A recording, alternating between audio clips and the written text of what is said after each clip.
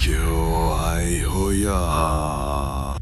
कहानी शुरू होती है 3 दोस्तों से, राघव, मानव और ईशान। तीनों कॉलेज के बाद पहली बार कहीं घूमने निकले थे। राघव हमेशा कहता था, भाई जिंदगी में थोड़ा एडवेंचर जरूरी है, वरना यादें क्या बनेंगी। उनका प्लान था हिमाचल के एक छोटे से गांव मलाना घाटी में वीकेंड बिताने का। वो जगह बहुत कम लोग जानते थे। इंटरनेट पर भी बस 2-3 फोटोज मिली थीं। एक झील, घने देवदार के पेड़ और उनके बीच एक पुराना सरियाना गेस्ट हाउस। रात के 8 बजे जब उनकी गाड़ी उस घाटी की सड़क पर पहुंची, हवा में हल्की ठंडक थी, आसमान बादलों से घिरा हुआ था। पहाड़ी रास्ते पर एक पुरानी सफेद एसयूवी धीरे धीरे ऊपर चढ़ रही थी। हेडलाइट की रोशनी कोहरे को चीरते हुए मुश्किल से कुछ फीट तक ही दिख रही थी। सड़क संकरी थी, एक तरफ खाई, दूसरी तरफ घना जंगल। गाड़ी के अंदर 3 दोस्त थे। राघव ड्राइव कर रहा था, उसकी आंखें सड़क पर टिकी हुई थीं, लेकिन चेहरा थका हुआ लग रहा था। मानव पीछे बैठा था, खिड़की से बाहर झांकते हुए पेड़ों की काली परछाइयां देख रहा था। ईशान ने अपने फोन की टॉर्च ऑन कर रखी थी, क्योंकि बाहर का कोहरा इतना गाढ़ा था कि हेडलाइट भी बेअसर लग रही थी। भाई, ये सही में रास्ता है ना? ईशान ने थके स्वर में पूछा। राघव ने बिना नजर हटाए जवाब दिया, डर गया क्या? गूगल मैप तो यही दिखा रहा है, बस थोड़ा और ऊपर। मानव हल्का सा हंसा। कहीं ये गूगल मैप हमें ऊपर से सीधा नीचे घाटी में न गिरा दे। गाड़ी आगे बढ़ी और धीरे धीरे कोहरा और घना होता गया। रास्ता अब कंकरीला था। टायरों के नीचे छोटे छोटे पत्थर चरमराते हुए आवाज कर रहे थे। पेड़ों की डालियां हवा में झूलती और कभी कभी गाड़ी के शीशे से टकराती। गाड़ी के भीतर सन्नाटा था, बस इंजन की हल्की गुनगुनाहट और उनकी सांसें सुनाई दे रही थी। करीब 10 मिनट बाद सामने एक पुराना लकड़ी का बोर्ड दिखा। वो आधा टूटा हुआ था, उस पर हल्का सा हरा मॉस जमा हुआ था। बोर्ड पर लिखा था, Sariyana guest house, welcome to peace. लेकिन पीस शब्द पर किसी ने गाढ़े लाल रंग से क्रॉस का निशान बना दिया। राघव ने धीरे से कहा, लगता है यही है। ईशान ने माथे पर शिकन डाली। अरे भाई, ये पीस तो किसी ने पीसेस बना दिया है। मानव ने हंसने की कोशिश की, पर उसके चेहरे से झलक रहा था कि वो सहज नहीं है। राघव ने गाड़ी अंदर मोड़ दी। गेस्ट हाउस तक पहुंचने वाला रास्ता कीचड़ और जड़ों से भरा हुआ था। दोनों ओर ऊंचे देवदार के पेड़ थे, जिनके बीच से हल्की धुंध रेंगती हुई नीचे उतर रही थी। कभी कभी हवा चलती तो पेड़ों की डालियां एक दूसरे से टकराती और ऐसा लगता मानो कोई फुसफुसा रहा हो। कुछ ही देर में गाड़ी एक पुराने भवन के सामने रुकी। वो 3 मंजिला पत्थर का बना था। ऊपर की दीवारों से बेलें लिपटी हुई थीं और खिड़कियों के शीशे आधे टूटे हुए। मुख्य दरवाजा लकड़ी का था, गहरा भूरा, जिस पर पुराने जमाने की लोहे की चौखट लगी हुई थी। ये तो किसी भूतिया फिल्म का सेट लग रहा है। मानव ने धीमे से कहा। राघव ने हल्की हंसी में जवाब दिया, भाई डर मत, आज तो बस यहीं ठहरना पड़ेगा। गाड़ी से उतरते ही उन्हें ठंडी हवा का झोंका लगा। रात के 8:30 बजे थे। आसमान में चांद बादलों में छिपा हुआ था और चारों तरफ एक ऐसी शांति थी जिसमें हर आवाज गूंज जाती थी। राघव ने दरवाजे पर दस्तक दी। अंदर से कोई हलचल हुई। दरवाजा धीरे धीरे खुला और सामने आया एक बूढ़ा चौकीदार। उसके बाल सफेद थे, आंखें धसी हुई और चेहरे पर एक गहरी झुर्रियों की लकीर। वो बिना कुछ बोले कुछ सेकंड तक तीनों को घूरता रहा, फिर भारी आवाज में बोला, 3 कमरे खाली हैं, मगर ऊपर वाला मत लेना। राघव ने मुस्कुराते हुए पूछा, क्यों बाबा, ऊपर क्या है? भूत है क्या?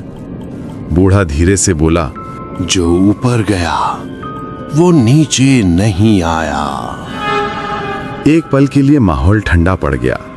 ईशान ने घबराकर कहा, हम नीचे ही ले लेते हैं। बूढ़ा सिर हिलाता हुआ अंदर चला गया और तीनों उसका पीछा करते हुए गेस्ट हाउस में दाखिल हुए। अंदर की हवा सीलन भरी थी। दीवारों पर नमी के निशान थे और छत से लटकती पुरानी लाइट पीली झिलमिलाहट दे रही थी। सीढ़ियां लकड़ी की थीं और हर कदम पर हल्की आवाज देती। फर्श पर पुराने गलीचे बिछे थे जिनसे हल्की सड़ी सी गंध आ रही थी। तीनों को नीचे वाले 2 कमरे मिले। राघव ने हंसते हुए कहा, यार अगर ऊपर कुछ है भी तो उसे डिस्टर्ब क्यों करें? मानव ने कहा। भूत नहीं, ह्यूमिडिटी ज्यादा है यहाँ। उन्होंने अपना सामान खोला, गैस स्टोव निकाला और थोड़ा खाने का सामान टेबल पर रख दिया। बाहर अब हल्की बर्फ गिरने लगी थी। खिड़की के बाहर सफेद परतें जमने लगी और हवा के साथ झोंके अंदर तक महसूस हो रहे थे, जो सीधे हड्डियों में उतर रही थी। रात करीब 10 बजे तीनों ने आग जलाई। गेस्ट हाउस का मुख्य हॉल बड़ा था। बीच में फायरप्लेस, दीवारों पर पुराने शिकार के चित्र और एक टूटी घड़ी। आग की लपटें लकड़ी को खा रही थीं और उसकी चमक उनके चेहरों पर पड़कर अजीब छायाएं बना रही थी। मानव ने बियर खोलते हुए कहा, भाई सोचो अगर सच में ऊपर कुछ हो। राघव मुस्कुराया। होगा भी तो फोटो ले लेंगे, वायरल हो जाएगा वीडियो। तीनों हंसे, लेकिन तभी ऊपर की मंजिल से कोई आवाज आई, जैसे कोई भारी चीज फर्श पर गिरी हो। ठक। तीनों चुप। मानव ने गर्दन उठाई। ये क्या था? ईशान ने डरते हुए कहा, कोई जानवर होगा। लेकिन कुछ पल के बाद वो आवाज फिर आई। इस बार जैसे कोई धीरे धीरे चल रहा हो। राघव ने टॉर्च उठाई। चल देखते हैं। ईशान ने कहा, पागल है क्या? तुझे याद नहीं उस बूढ़े ने क्या कहा था? लेकिन राघव ऊपर जाने लगा। सीढ़ियां पुरानी थीं, हर कदम पर चरमराहट होती, दीवारों पर धूल जमी थी। ऊपर पहुंचकर देखा, लंबा गलियारा, 4 दरवाजे और सबसे अंत में एक दरवाजा आधा खुला हुआ। राघव ने धीरे से धक्का दिया।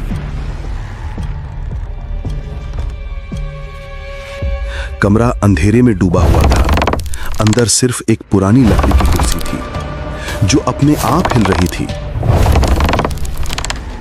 झूला सी कुर्सी जो आगे पीछे झूल रही थी, मानो कोई उस पर बैठा हो और अभी अभी उठा हो।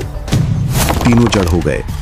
राघव ने टॉर्च की रोशनी कुर्सी पर डाली, लेकिन वहां कुछ नहीं था। फर्श पर बस पुराने पैर के निशान थे, जैसे गीले पैरों से कोई चला हो। मानव ने डरते हुए कहा, राघव चलो तुरंत नीचे चलते हैं। अचानक दरवाजा अपने आप बंद हो गया। ईशान चीखा। राघव। टॉर्च बुझ गई। अंधेरा, बस सांसों की आवाजें। कुछ पल बाद दीवार के पीछे से फुसफुसाहट हुई। क्यों आए हो यहाँ? तीनों ने मुड़कर देखा। कुर्सी अब स्थिर थी, पर उसके पीछे एक परछाई थी, लंबी, टेढ़ी और चेहरे पर बस काला धब्बा जहां आंखें होनी चाहिए थीं। राघव ने जोर से दरवाजा धक्का दिया और नीचे भागे। उनके पैरों के नीचे फर्श चरमराया और नीचे पहुंचते ही उन्होंने देखा, बूढ़ा चौकीदार अब वहां नहीं था। टेबल पर उसकी लाठी पड़ी थी और फर्श पर ताजा खून की बूंदें, और अब पूरा हॉल पीले धुएं से भरा लग रहा था। मानव ने कांपते हुए कहा, बूढ़ा कहाँ गया?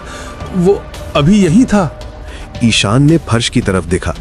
खून की बूंदें धीरे धीरे दरवाजे की तरफ खिंचती जा रही थीं, जैसे कोई उन्हें घसीटकर बाहर ले गया हो। तीनों ने एक दूसरे की ओर देखा, फिर धीरे धीरे उस निशान का पीछा करने लगे। दरवाजा उन्होंने खोला तो बाहर ठंडी हवा का झोंका आया। बर्फ अब तेजी से गिर रही थी। चांद बादलों के बीच से आधा झांक रहा था और सामने लकड़ी का लंबा बरामदा फैला था, जिसके अंत में अंधेरा निगल चुका था। निशान बरामदे से होते हुए पिछवाड़े तक गए। वहां एक छोटा सा रास्ता था जो जंगल की ओर जाता था। पेड़ों के बीच वो लाल निशान अब टूट गए थे और सिर्फ बर्फ पर दबे 3 अजनबी पैरों के निशान रह गए थे, एक बड़ा और 2 छोटे, जैसे कोई किसी को खींचकर ले जा रहा हो। राघव वापस चलते हैं, सुबह देखते हैं। ईशान ने डरते हुए कहा, लेकिन राघव ठहर गया। उसकी आंखें कुछ ढूंढ रही थी। याद है बूढ़े ने क्या कहा था?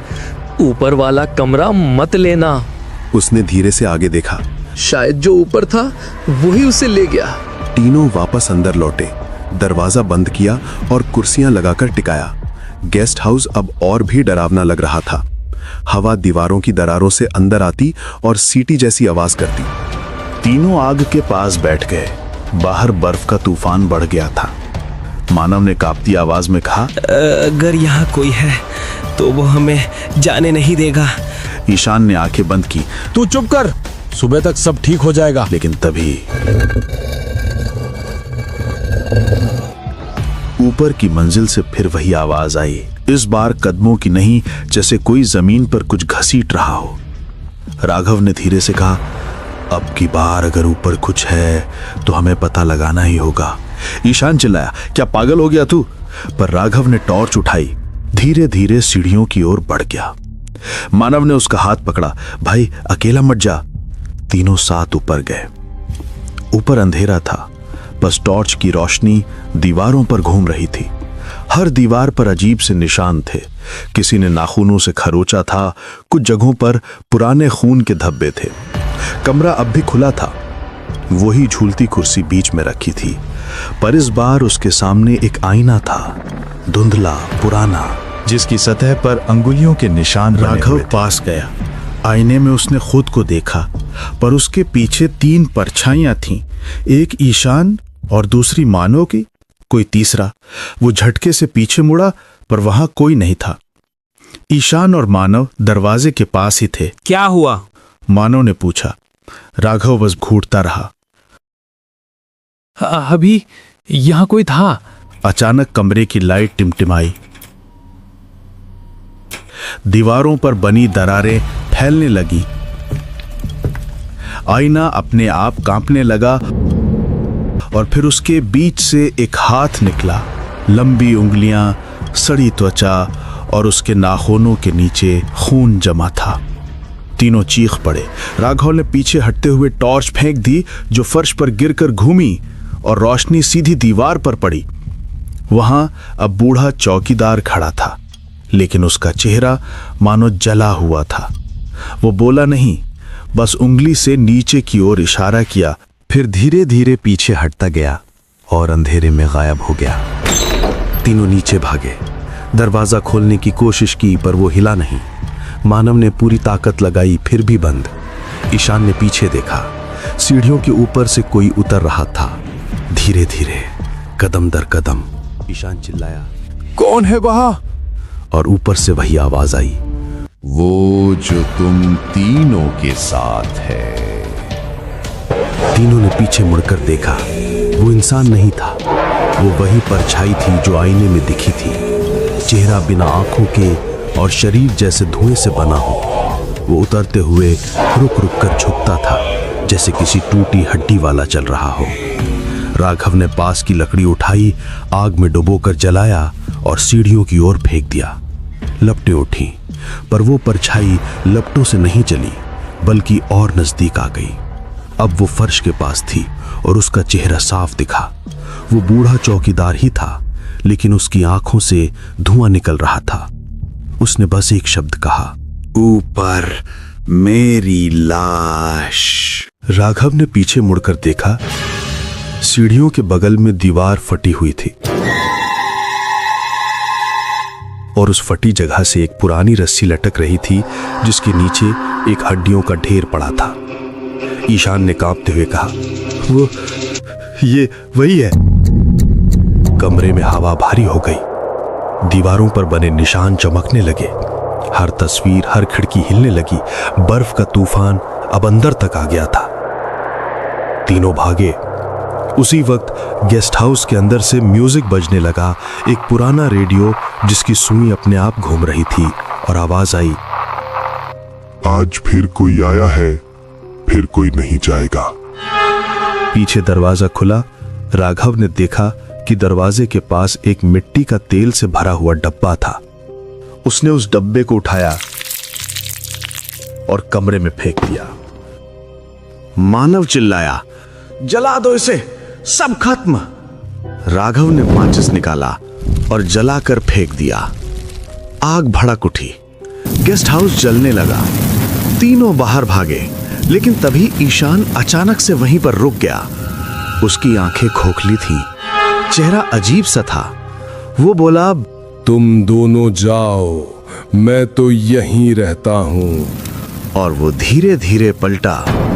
उसके चेहरे पर वही परछाई थी जो उन्होंने ऊपर देखी थी। राघव और मानव ने भागते हुए पीछे पलटकर देखा। गेस्ट हाउस राख में बदल गया, लेकिन खिड़की से वो काला साया झांक रहा था। सूरज निकला और गांव के कुछ लोग वहां पहुंचे। उन्हें बस राख मिली और 2 घायल लड़के, राघव और मानव। पुलिस ने रिपोर्ट में लिखा, तीसरा लड़का गायब है, शायद आग में झुलस गया। लेकिन जब राघव होश में आया तो उसने कहा वो अब भी वहीं है, ऊपर वाले कमरे में, और वो हम तीनों में से एक था।